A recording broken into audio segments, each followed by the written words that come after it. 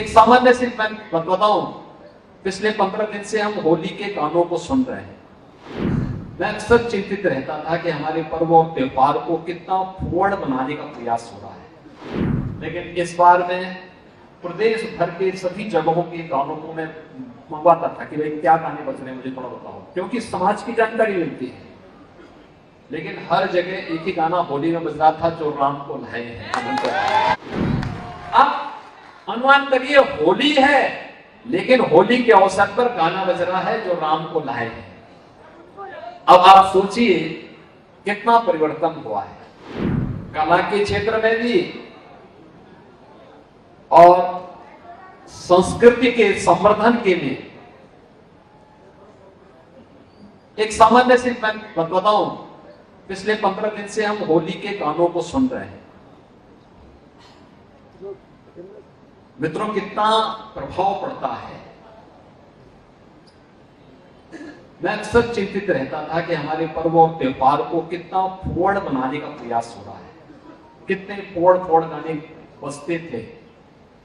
लेकिन इस बार मैं प्रदेश भर के सभी जगहों के गानों को मैं मंगवाता था कि भाई क्या गाने बज रहे हैं, मुझे थोड़ा बताओ, क्योंकि समाज की जानकारी मिलती है।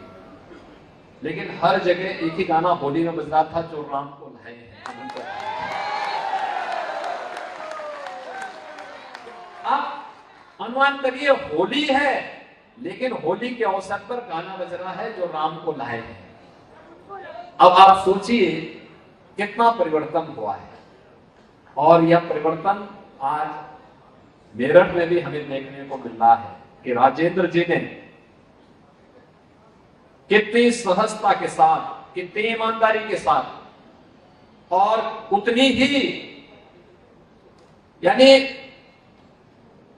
बहुत जुझारू सांसद थे, लगातार लगते थे। संसद के हर सत्र में उनकी आवाज उठती थी। मैं भी 2009 से 14 तक और फिर 14 से लेकर के 17 तक देश की संसद में उस दौरान था जब राजेंद्र जी भी मेरठ से सांसद थे। और मैं अक्सर उनसे पूछता था कि राजेंद्र जी आप कब मेरठ जाते हैं, कब दिल्ली आते हैं, क्योंकि पता ही नहीं लगता है। संसद जैसे समाप्त हुआ मेरठ आ गए और संसद शुरू होने तक फिर संसद में पहुंच गए। उस समय ये कनेक्टिविटी इतनी अच्छी नहीं थी 2009 में। 14 के पहले की कनेक्टिविटी और 14 के पहले के मेरठ और पश्चिमी उत्तर प्रदेश की जो तस्वीर थी वह आपके सामने है।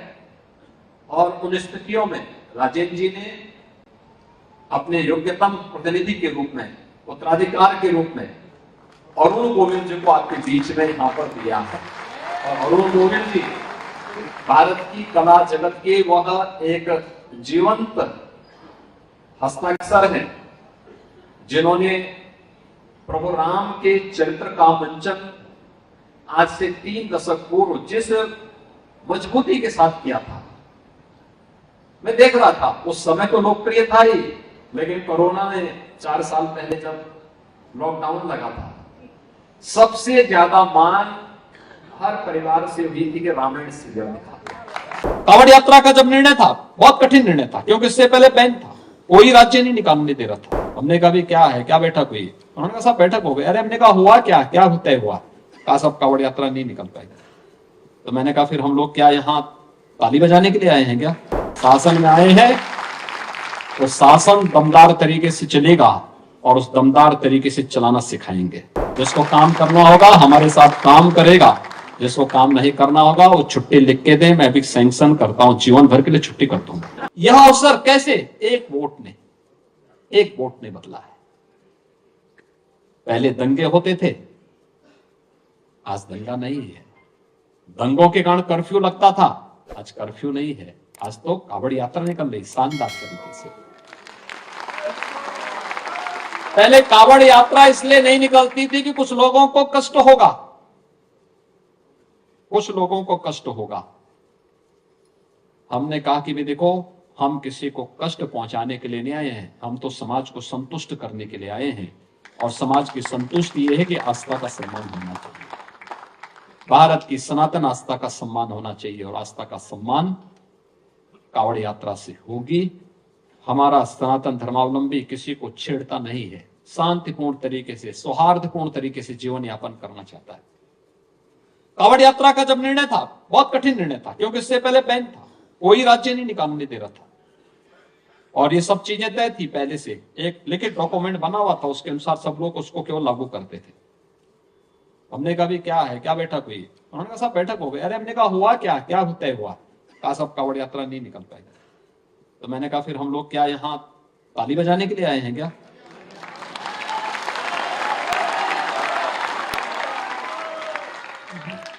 हम यहाँ भजन गाने के लिए नहीं आए हैं, भजन गाने के लिए हमारा मठ है, हमें जब गाना होगा मठ में जाएंगे। शासन में आए हैं तो शासन दमदार तरीके से चलेगा और उस दमदार तरीके से चलाना सिखाएंगे। जिसको काम करना होगा हमारे साथ काम करेगा, जिसको काम नहीं करना होगा वो छुट्टी लिख के दे, मैं भी सैंक्शन करता हूं, जीवन भर के लिए छुट्टी करता हूं।